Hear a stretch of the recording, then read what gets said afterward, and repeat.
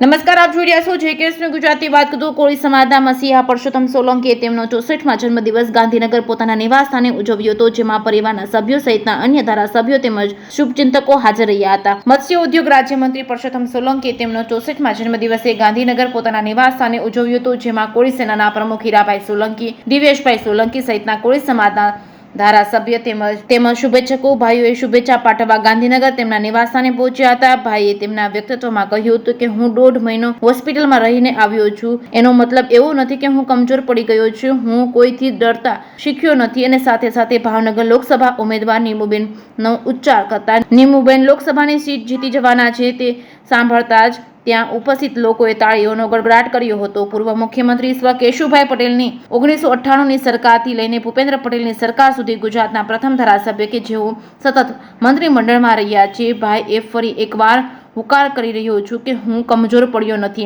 તેમાં સમાજના લોકોને કહું છું કે તમને કોઈ પણ તકલીફ પડે તો મારા પાસે આવજો. ભાવનગર અને ગાંધીનગરના દરવાજા ખુલ્લા છે. ભાઈઓ દ્વારા પોતાના ભાષણમાં બોલાયેલા બે ખાસ વાક્યો, હું કમજોર પડ્યો નથી અને હું કોઈથી ડરતો નથી, આગામી દિવસોમાં રાજકીય ક્ષેત્રે શું ઉથલપાથલ કરશે તે તો હવે જોવાનું રહ્યું. જેકેએસની ગુજરાતી સાથે હિરેન ભાયાણી, ભાવનગર.